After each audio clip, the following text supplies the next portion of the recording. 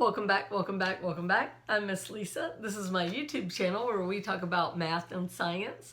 Today we're talking about physics. I'd like you to like, share, and subscribe. I have a goal. We all need goals. Mine is 1,000 subscribers to make this easier on me. Help me out. Make it easier on me. Subscribe. Turn off notifications if you want to, because I post a lot of videos because I have 8 classes that I'm putting up right now, and a lot of them, like this one, have multiple videos per week.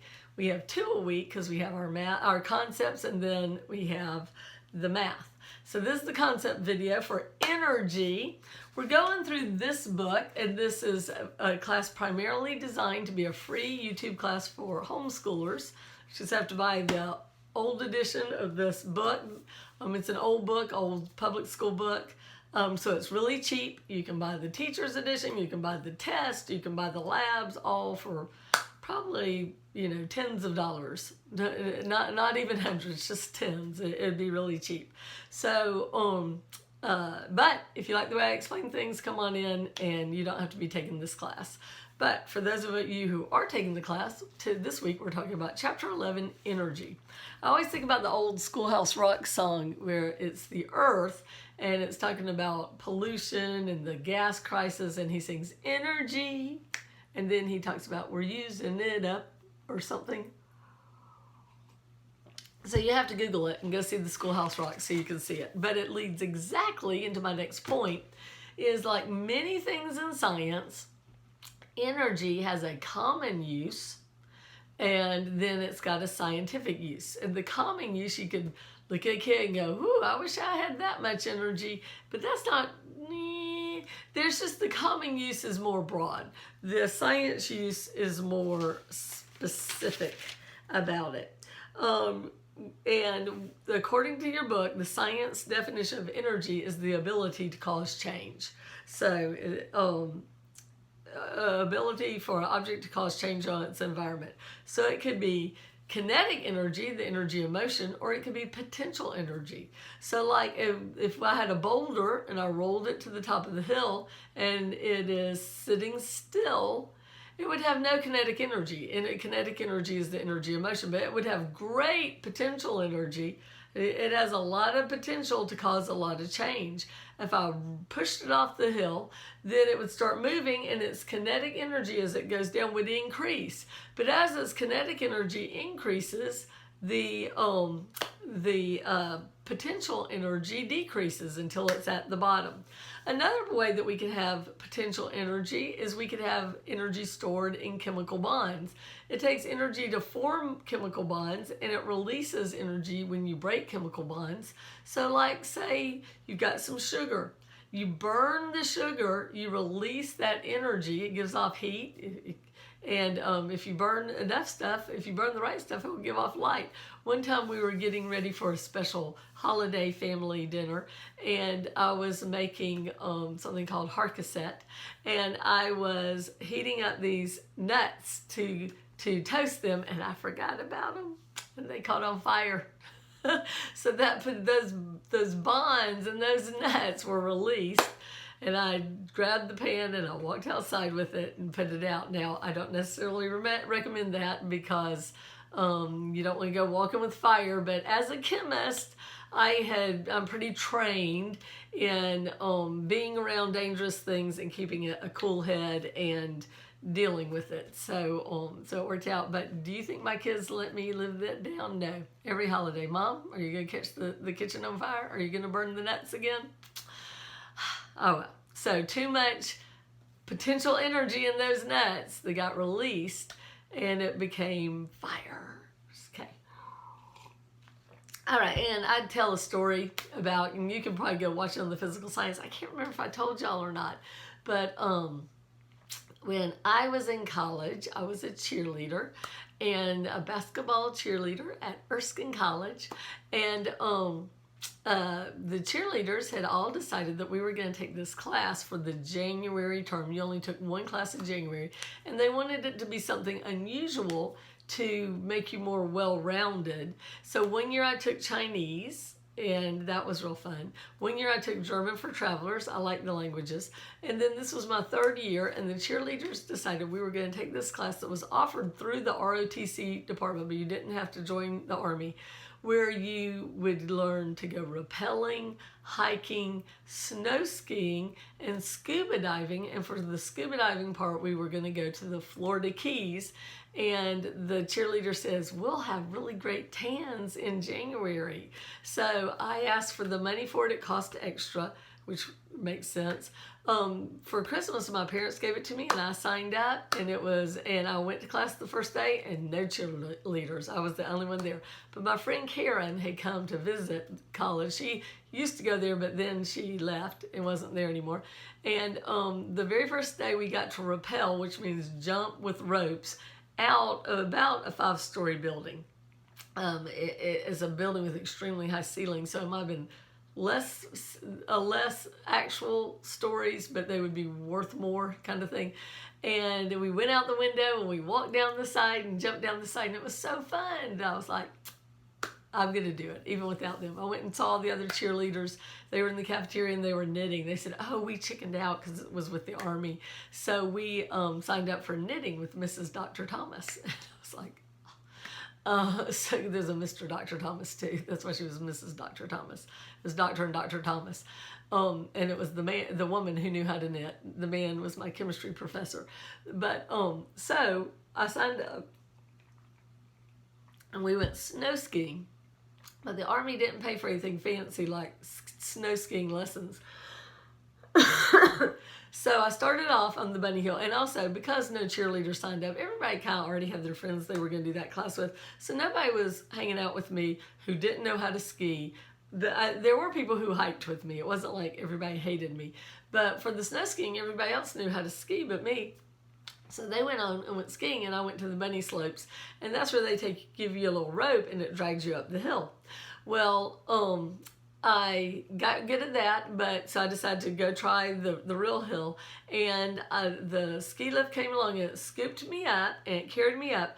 But where you got off, you had to jump off the lift and then ski away. And I was too scared to do that. So I just sat there. And then it was the next level, and it was an even bigger jump. Didn't do it. Just sat there. And then I was at the very tippy top of the mountain, and it was very easy to get off. And I didn't know you could stay back on the ski lift. So I got up, and I had a very big problem. I was at the top of a mountain, and I didn't know how to ski. So I looked around, there were little kids doing it, so I had way too much potential energy. So I watched everybody else, and I know how to water ski, so I skied one way and then hopped around and the other way and hopped around, and I got cocky. I started thinking, I got this. And then my skis got tangled, and they got pointed straight down the mountain, and I was off like a rocket. I had too much kinetic energy then. My potential energy was decreasing rapidly, but the kinetic energy was off the charts. So I thought, okay, I'll just bend down and fall. Well, when you bend down, you go really fast, and I got scared, and I stood back up again and spread out. It was that whole kind of like angular momentum, but it was just friction. I used air friction to slow me down. And I thought, oh no, what am I going to do? And then by then I was down where there were lots of people, and I thought, okay, I'll just throw myself down, break a leg, it'll be okay. But by then there were too many people, and if I threw myself down, I was taking someone else out with me. And I thought, I'm going to kill these people. I'm going like a bullet. I cannot do that. So I thought, okay, new idea. There was a stone lodge down at the bottom of the mountain, and I thought, I'll just throw myself on that and kill myself that way, and that way nobody else dies. Well, a line had formed for this chairlift by then, and so I couldn't run into any of those people. So then my potential energy was 0 from gravity, but my kinetic energy was off the charts. So I thought, oh, I know, there's a mountain over here. I'll just lean toward it, and I'll use the mountain to slow me down. I had so much kinetic energy that I skied all the way to the very tippy top of the other mountain. And up at the very top, they have a net to catch the snow. I crashed into it and laid there just panting. So happy that I was still alive, and so was everybody else. Well, the ski patrol threatened to take my ski lift, but I would have told them, you need to take my ski lift. I don't know what I'm doing. But then they skied away, and here I am at the top of another mountain, Still way too much potential energy, and still didn't know how to ski. So I took my skis off, finally got a smart idea, and I crawled holding on one tree to the next all the way down the mountain. So anyway, the guys who were in the class were like, we saw what you did. That was amazing. You're a terrific skier. I'm like, no, I'm not. I don't know how to ski at all. It was just luck. And so then they helped me. They're like, oh, we'll help you off the ski lift. So I got on the ski lift, and there was a guy on each side who grabbed my arms and dragged me off of the ski lift. That's my big story about kinetic and potential energy, that they transfer from one to another, and sometimes you got to watch out. Too much potential. That was my problem to start with. Then too much kinetic, and then too much potential again. Later on that week on Exodus, I went down ski jumps too. I'm just kind of accident prone, and this isn't the only thing that's happened to me. There's more stories than you have time to hear. All right. So there is a formula for kinetic energy. It's found in your book on page 219. And it's kinetic energy equals 1/2 mv squared.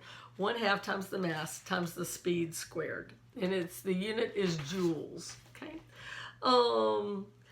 The work energy theorem is that the net work is equal to the change in kinetic energy. So we've got problems. Come back and we will do the problems with that. Now, the total energy is the kinetic energy plus the potential energy. And there's a formula for kinetic energy, there's one for potential energy. It's mass times gravity, 9.8, times the height. So we could have figured out exactly too much potential energy I had on that fateful skiing trip. I also have some crazy tales about when we got to the point about the scuba diving. Things went wrong there too, but it was fun. It was all good. All right, so then there's another problem where you will calculate potential energy, so come back for that. There's a lab where you roll a little car down the hill. That's fun. You're going to get to do that this week. The law of conservation of energy is that energy and matter can neither be created or destroyed, only changed from one form to another. So, and then they actually can be changed into each other. Do you remember the formula? The famous formula, not F equals ma, but E equals mc squared, is why energy and mass can be changed into each other too. That's where the big energy comes from in a nuclear bomb.